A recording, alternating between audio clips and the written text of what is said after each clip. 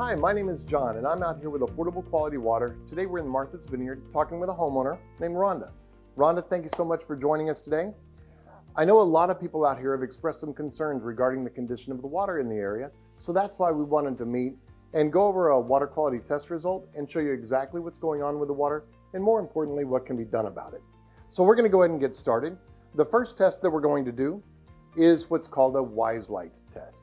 Pure water doesn't conduct electricity very well. It's actually the stuff in water that enables an electrical current to move about. So we brought our water with us. We don't make bottled water. We actually make the equipment that makes bottled water. So we're just going to fill that up, and we're also going to grab a quick sample of just regular tap water.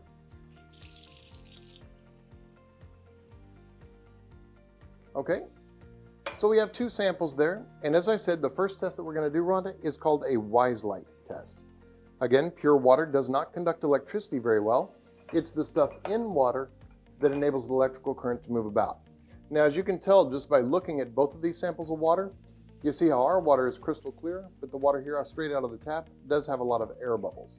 That cloudiness, that is just air that's in the water, because you are in a new construction neighborhood.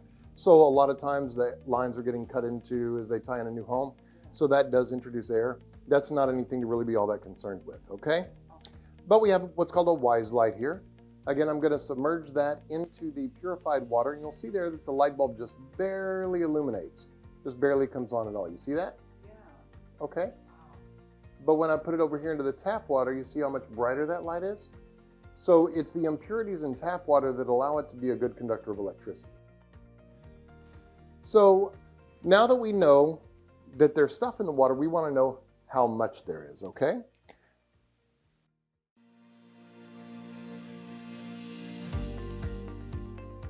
Rhonda, the next test that we're going to do here is what's called a TDS test.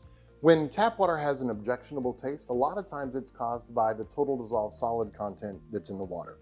Total dissolved solids are things like naturally occurring salts. Anything that can make its way into the water supply, dissolve, and become part of the water, that's what's referred to as TDS. Now, according to the Safe Drinking Water Act, ideal drinking water should be between 0 and 50 parts per million of TDS. 0 to 50 parts per million. So I've got my TDS meter here, and as you can see, it registers now at 0. We're just going to set that into our water. I'm going to hit that hold button real quick, and Rhonda, as you can see, we're at 33. So we're at 33. That's our water that I poured into the glass using our bottled water. Okay, so we're at 33. But now, just to show you the sensitivity of the meter, I'm just going to rinse my fingers off in it. So now that I'm rinsing my fingers off in it, would you want to drink it? No. No, you don't know where my hands have been, right? Okay. All right, perfect. So we're just going to rinse that off in there. And we're going to reset my TDS meter to 0. All right. We're going to set it in there again. So we were at 33. And this time it turned red. And we're now at 43. Again, according to the Safe Drinking Water Act standards, ideal drinking water is between 0 and 50 parts per million of TDS. 0 to 50. So we're at 43 right now. Wow. And now that's with me just rinsing my fingers off in it, right? But we know that money has been through lots of people's hands. So I'm just going to take a dollar bill off, and we're going to rinse that off in the water just to show you again the TDS of that. So we're just going to rinse this dollar bill off in here. Now that I'm rinsing a dollar bill off in it, would you want to drink it? Definitely not. No, what about cook with it, brush your teeth with it, give it to the dog? No, thank you. No, nothing? Okay. All right, we're just going to rinse that off here real quick. All right. We're just going to lay that back out here. So now we're going to do the same TDS test. Again, we're at 0. Put it in there. I'm going to hit that hold button. Now, I know that you on camera can actually see this, but Rhonda, what do you think it's going to be now? I don't know. 83? We're at 56. Oh. So it's just above what is considered to be ideal drinking water. We're now at 56 parts per million. But the reason that we're here is because we really want to know how the tap water reads. Do you think it's going to be higher or lower than 56? Higher. You really? So you don't like the water out here? No, not at all? No. Okay. So we're just going to do that same test. I just reset it for 0. We're just gonna set it right here in the tap water. Now I haven't added anything. This is just straight out of the tap. I'm going to hit that hold button right there. And Rhonda, can you read those numbers out loud? 682. So we're at 682 parts per million of total dissolved solids. Interestingly enough, the maximum contaminant level, according to the Safe Drinking Water Act, is actually 500. So if you pull it, and you can go to EPA.gov and pull it up yourself, but the maximum contaminant level is 500. However, the EPA considers total dissolved solids to be what's referred to as a secondary contaminant. Although the EPA may say that they wouldn't use it if it was above 500, it's okay for you and your family. Well, at Affordable Quality Water, we disagree with that. That's why we have a solution for you. We call it the Affordable Water Pollution Solution.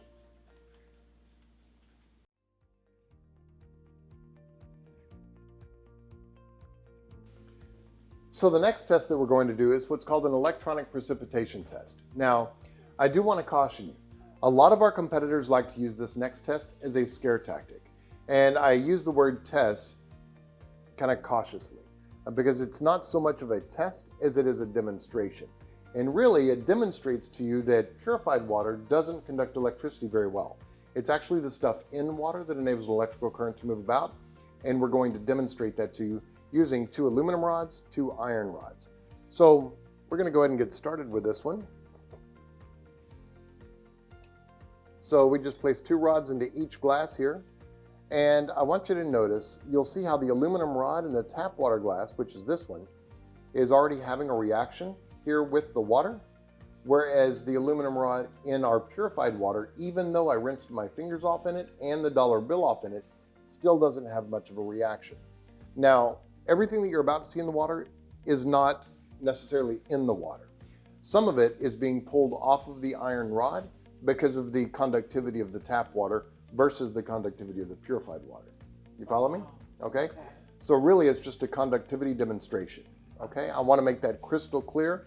So if anybody else shows you this test and tries to say, oh my goodness, look at the stuff in your water, then you can discount anything else that they're telling you. Okay? But it is a great visual depiction of how much more conductive tap water is versus the purified water. Make sense? Yes. We're going to let this one run for about 3 or 4 minutes, and then we're going to come back and take a look at it here in just a second.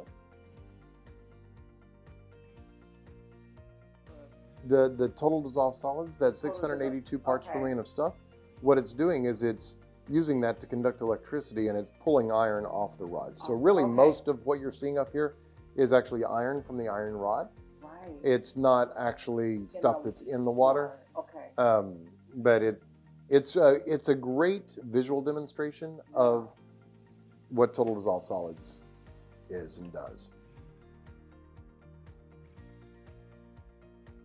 So even in the purified water, you'll notice it has a little bit of a discoloration to it. And the reason being is, again, I rinsed my fingers off in it, and I also rinsed the dollar bill off in it. Yes. So if it was just purified water, you would notice that it didn't have the discoloration. Right. Now the tap water, you'll notice, is starting to boil.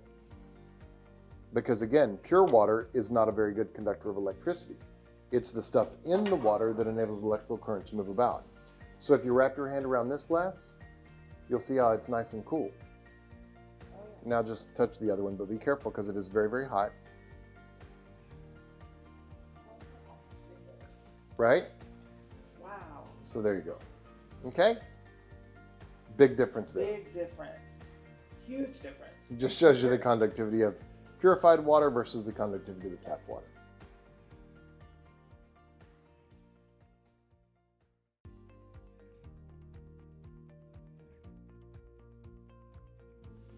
So the next test that we're going to be doing is a chlorine test.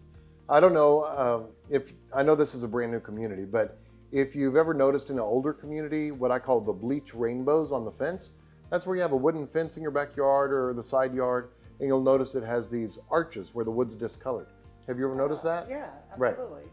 It's caused by the amount of chlorine that's in the tap water. Wow. When you have a sprinkler system and it sprays against the fence, it bleaches it over a period of time. Right? Okay. Isn't that interesting? I never knew what that was. But a minute ago, between the shots that we're doing here, you were telling me a really interesting story. So Yeah. I want you to get to meet your neighbor, Rhonda, anyway. So this is an interesting story, Yeah, so which I did not know this. You were telling me that your husband used to be a truck driver. Yeah, he actually is a truck driver. he is a He truck has his driver. own business. Okay. And he picks up for a major water company. And he actually picks up for. Yeah, you can say the name. Okay, so he picks up for Nestle and for Ozarka, if I'm saying that correctly. And he picks up from the well where the water comes from. Mhm. And his job is to transport it to the plant where the water is filtered. Well, legally by law, his tank, you see the big tanks that the trucks carry the water in, is filled with chlorammonia, which is a combination of chlorine and ammonia. Right. The water then goes into the tank, and then he transports it to the plant. Mhm. There, it goes through a huge filtration system, Right. and it is impossible to remove all of the chlorammonia from that water. Wow. So that water goes into the water that we buy, and you're intaking that, you're drinking that. Wow. So, and then also, let it be known that it's also the same company. You mean the water comes from the same source? Comes from Whether the same you're source. buying Nestle or Ozarka, it's That's still right. the same The water. label just is The different. label's different. So one of the things that I wanted her to tell that story about is because the big, huge filtration system you're talking about, that's called an industrial reverse osmosis system. And I don't know if you're familiar with where Pasadena, Texas is, but on Red Bluff Road, that's where there's another bottled water manufacturer that takes Pasadena municipally supplied water and they run it through the filtration system, and then they put Pasadena city water back in bottles and sell it back to the consumers, which is just crazy. Yes. But we have a much better solution for you. Before we get to talking about the solution though, I do want to do a quick test about the chlorine out here. So this is what brought that conversation up, Yes, right? absolutely. So we're just going to do a chlorine test. I'm going to fill up a little container here with 25 milliliters of just regular tap water. I'm going to add what's called a pillow of a free chlorine reagent. So what we're looking for here is a discoloration to the water. If it turns kind of a pink or a red color when I add the reagent, we're just going to jostle it about a little bit. Wow, you can see how pink that is. So that tells us that free chlorine is present. Some places use a free chlorine. Some people use a combination disinfectant of ammonia and chlorine, which is called chloramine. That's what the city of Houston uses, for instance. But the ammonia that's in chloramine helps to stabilize the chlorine to make it further in the line, so they actually use less chlorine. But here it's just a free chlorine that we're testing for. So we're going to add a titrating solution here. And I'm going to add 1 drop at a time. And then we're going to shake it up until it turns clear. So there's 1. There's 2. Still pink, so we're going to add a 3rd drop. It's still there, so we're going to add a 4th drop. Right. Still has a little bit of a pink hue, so we add a 5th drop.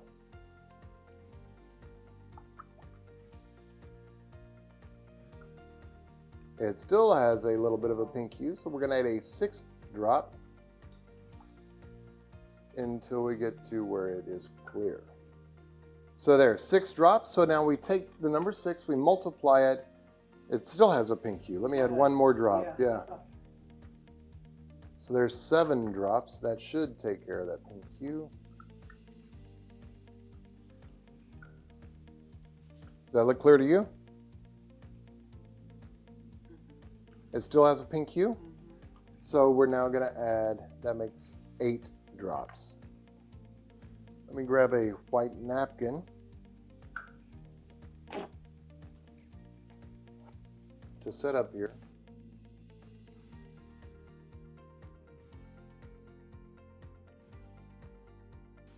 Still has a pink hue, or is a little bit? It's got a little tip. So we're going to add 1 more. We want it to be crystal clear.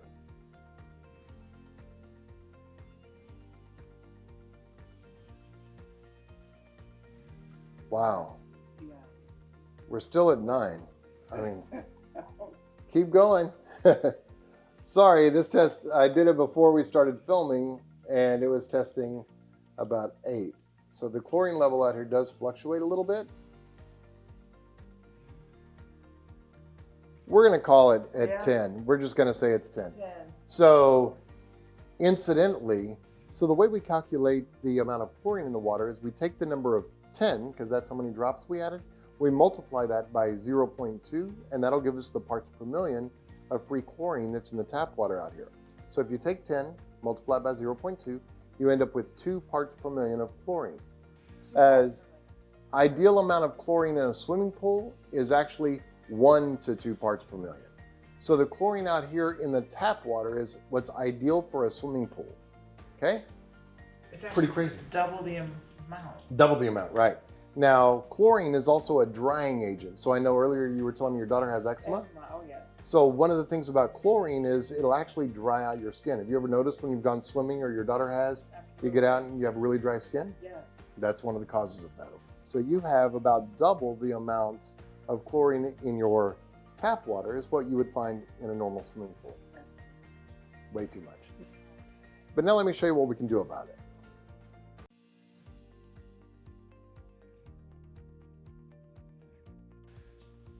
So in addition to understanding about what's called drinking water, which is one of the 3 classes of water, we're also going to be talking about working water. Working water is the water you use for doing laundry, taking showers, flushing down the toilets, washing clothes, washing dishes, anything that you would do for general household cleaning or for showering, things like that. So one of the things that affects water quality, obviously, is the amount of hardness in the water. All across the United States, 85% of all American homes have hard water. So we want to know how hard the water is. So according to the National Water Quality Association, less than 1 is considered to be ideal or soft water. 1 to 3 is moderately hard water.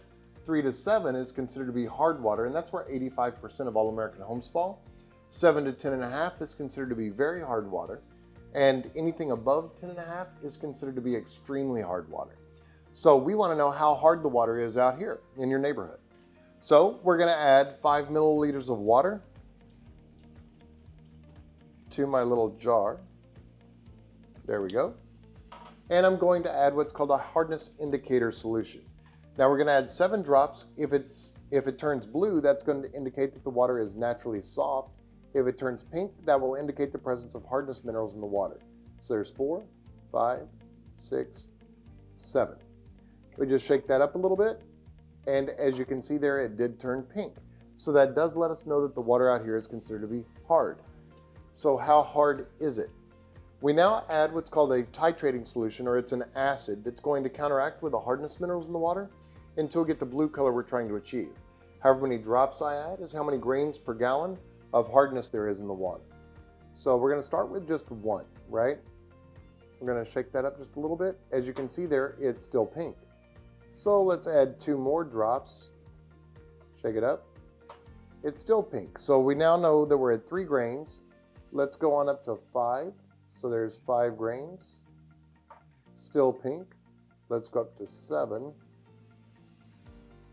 7. All right. And it's starting to turn blue. It's a little bit purple. I'm going to add 1 more drop.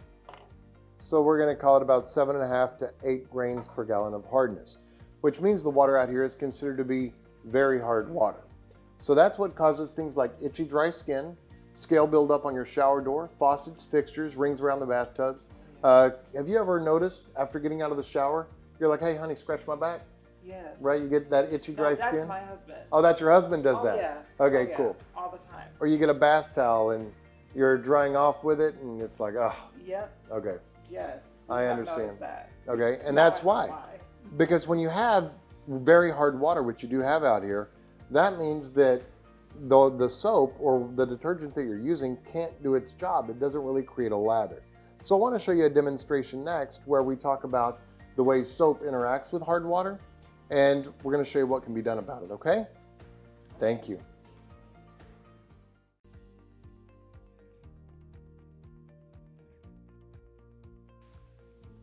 So the next test that we're going to do here is what's called a soap demonstration. Again, it's a demonstration, not so much of a test. But we're going to fill up 2 flasks. One of them we're going to fill with 150 milliliters of just regular raw tap water, okay? Right? So here we go. And there we've got about 150 milliliters. And now the other one we're going to fill up with the raw tap water. We're going to run it here through the miniature unit. And then we're going to have clean conditioned water coming out. And we're going to fill this tube up with that. All right. This little filtration unit here, by the way, is filled with what's called a 50X resin. It's a synthetic resin. And so as the water flows over it, it does what's called a cation exchange process. It exchanges an ion of sodium or potassium, something that's soluble in water, for an ion of calcium carbonate, lime, or manganese. Those are the hardness minerals that are not soluble in water. So we're just going to fill this up here with 150 milliliters of clean conditioned water. All right. Now let me get a little bit more. A little bit more. There we go. So we have pretty close to the same amount of waters in both samples. And you can actually already see a little bit of a difference between the two, right? Absolutely. So the one here that is the soft, clean, conditioned water is obviously quite a bit clearer. Yeah. So we're now going to add a pure soap. This is called a tincture of green. It's an iodine-based pure soap, just like what a doctor would use when washing their hands before doing surgery. Right, it smells like iodine? Mm-hmm. Okay. So we're just going to add 3 drops here. There's 1, 2, 3. 1, 2, 3. We have 2 stoppers. There's nothing on either one of them. And we're just going to agitate both of these just a little bit. And you can already see the difference. So in the clean conditioned water, we have a nice thick head of suds, but in the tap water, we have no suds. So let's really shake them up and try to get some suds here. All right. Still no suds. We got even more though in the conditioned or clean water. Oh, yeah. So what we have to do here in the regular raw tap water is we're going to add 3 more drops of soap. Just like you would have to add more laundry detergent to create suds. Or if you're doing dishes in the sink, for instance, you have to add more. Right, exactly. Because soap can't really interact with the hardness minerals to form bubbles or suds. Instead, it just forms soap scum. That's the same stuff that causes rings around the bathtubs, spots on your shower door, all of that.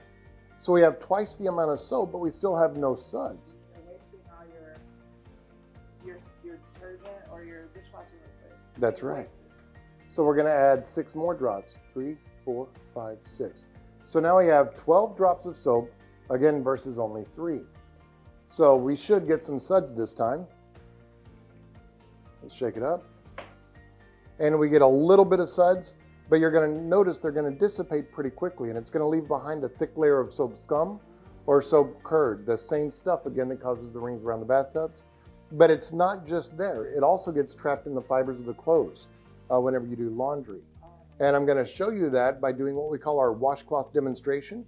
And let me show you that real quick. But is that surprising to you? Yeah, I'm just thinking about my hair. Right. If I'm washing my hair, I still have it's Right. not being rinsed off. So let me ask you, and I'll ask them too, kind of a simple and rhetorical question.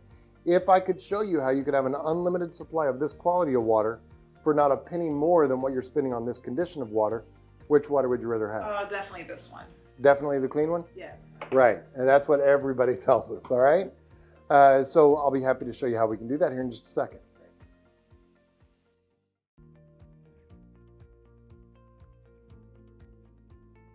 So the next demonstration that we're going to do is what we call a washcloth demonstration, because I was just showing you with the soap flasks that when you have hard water, it can't, you can't rinse it out of stuff. You can't rinse it off glass, you can't rinse it out of your laundry.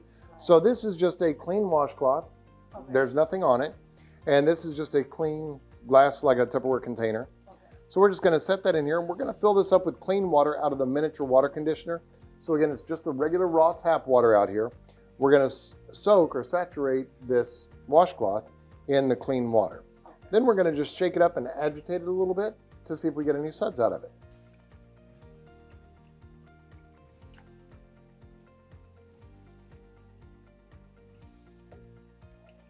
All right. So we're going to set that right there, let it soak for just a second. And we're just going to make sure it's all nice and saturated. You can already tell how that water's getting a little bit cloudy, right? So we're going to put the lid on it. Now we're just going to shake it up.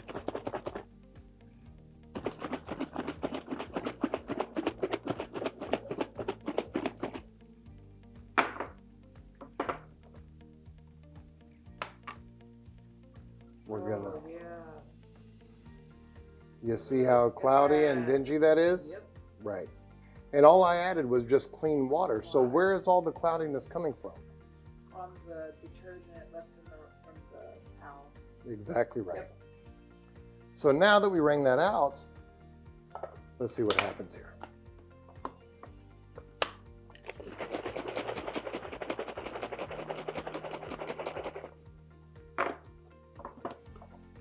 And that is the chemical detergent residue that was left over in one washcloth. So you can imagine how much is left over in a bath towel when you get out of the shower, Yes. or in the shirt that you're wearing. Clothes. Right, in your clothes.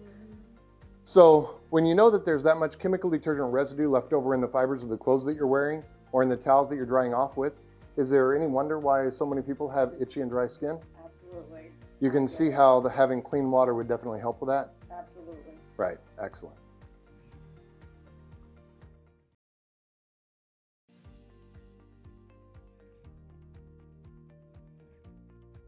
So we now understand that there's obviously that chemical detergent left over in the clothes, right? Yes. So I'm going to take that same washcloth that we just rinsed out. I'm going to take this as a bar of pure soap. It's just like a hotel bar soap. Okay. It's brand new, still in the package. I'm just going to take it out here.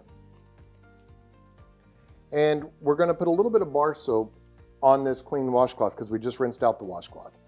So I'm going to plug in the miniature. There we go. And we're just going to put some soap on it.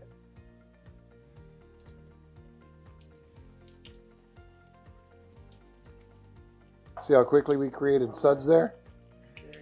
So I'm just going to take a glass straight out of the cabinet, just a clear glass. We're going to rinse it under the clean water. And now I'm just going to clean it with that bar of soap.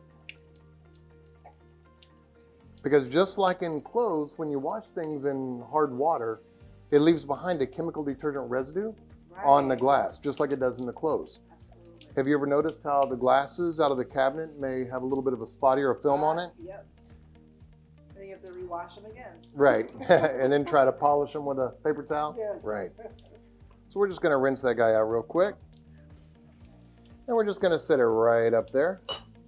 And now we're going to take the other glass and we're just going to rinse it off in the raw, unfiltered tap water.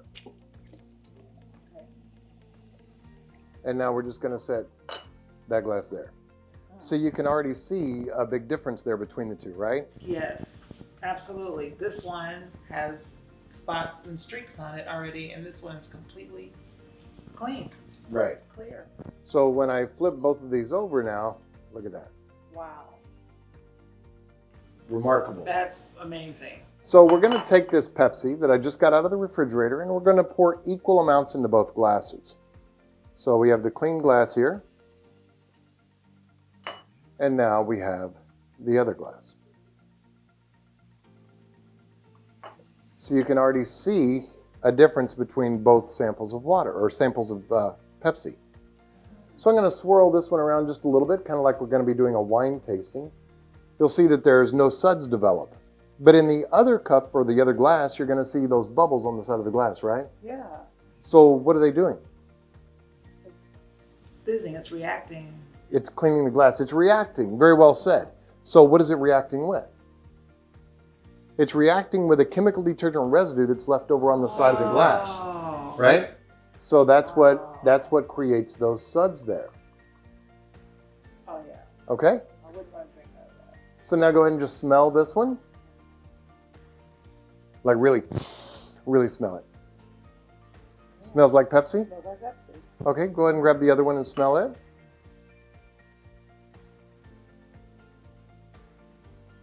This has very little smell. Okay. So let's go ahead and try the first one here again. Go ahead and take a little sip out of that one.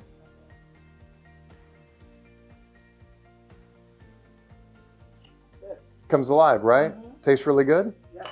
Now go ahead and taste the other one.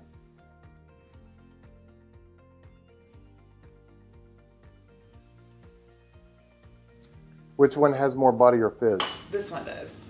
Right. Yeah, this one, it was actually flat. It's already flat, even though you saw me just open a Pepsi, right? Yeah, it tastes flat. And the reason that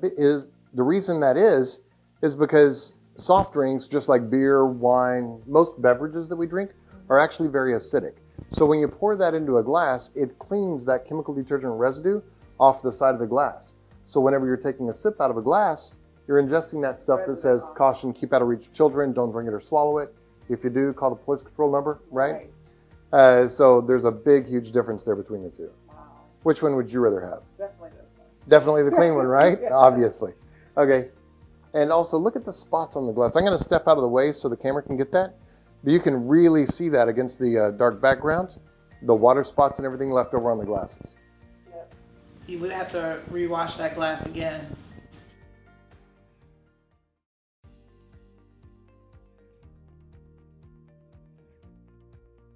So the next demonstration that we're going to do is what's called a hand wash test. Now I'm really excited about this because you're really going to be able to get in here and feel the difference between clean water and the way the raw tap water is out here in the neighborhood. Okay. All right, so we're just going to go ahead and again, we're going to turn on the miniature unit.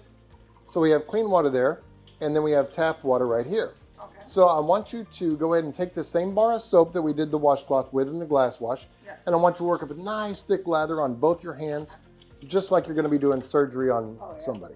Okay. Make sure you get the backs of your hands too. You know, we've all heard a lot lately about the COVID-19 and about proper hand washing and hygiene techniques. And that's really the reason that we put this digital presentation together for you, is because out of consideration for social distancing guidelines, we just wanted everybody to be able to have the information pertaining to the water quality without invading your space. So that's why we did this. But there you go. Looks like you're ready to do surgery. So go ahead and set the soap down whenever you're ready. And we're just going to rinse off your left hand only under the clean water. Left hand. There you go. The other left. Yeah, there you go. And go ahead and rinse all that soap off. Let me help you out here on the wrist. Right? There you go. All the way up. Yeah, there you go. So what is it? You say it feels good, but what does it feel like? Like actually, I mean, I just noticed that my hands feel kind of silky. Soft, silky, smooth, right? Yeah. I noticed it as soon as I started rinsing, and my ring is also quite a bit shinier too. That's awesome. Amazing. Right? Wow. So now let's go ahead and rinse your right hand off in the regular tap water. Okay. Let me give you a little more pressure there. Thank you. There we go. Now this one feels completely different. Right? It feels a bit drier. Okay. And I noticed you had some soap right up here on your wrist. Yes, okay, there you go. You. Yeah, it actually, like my skin actually feels a little tighter. Okay. Yeah. So shake them both out over the sink really, really well. Okay. And now if you could just show everybody that's watching, just hold your hands up here like this. And now you can really see a little bit of the difference there. So your left hand, you'll know, has more of a sheen to it. It's softer, cleaner, silkier, smoother. And you can really see the water spots beating up just like it did on the glass. It's doing the same thing to her skin right here. So you can really see that difference. Yeah, it makes me want to rinse this hand again. Now, go like this for me, up here. What do you feel on the left hand? This feels moisturized. It almost feels like I have lotion on. Right, in the right hand? This feels dry. This is definitely drier. And the reason being is what happened is just like I showed you here in the soap flask, what we've done is her right hand, it has soap scum here that's clogged the pores of her skin. So the left hand, and I haven't shaken this back up since I did it just a little bit ago, but you see how clear the water is in the bottom? And the surface tension of the water actually keeps the soap on top. So what we've done is we've unclogged the pores of your skin on your left hand. So that's your own natural pH balanced oils that your body naturally produces. Coming out of the pores of your skin, it lubricates your skin and keeps it soft. So that was just a hand wash. Now you can imagine what that would feel like in the shower, right? Absolutely. Big difference. Which one would you rather have? Definitely this one. Definitely that one. Definitely.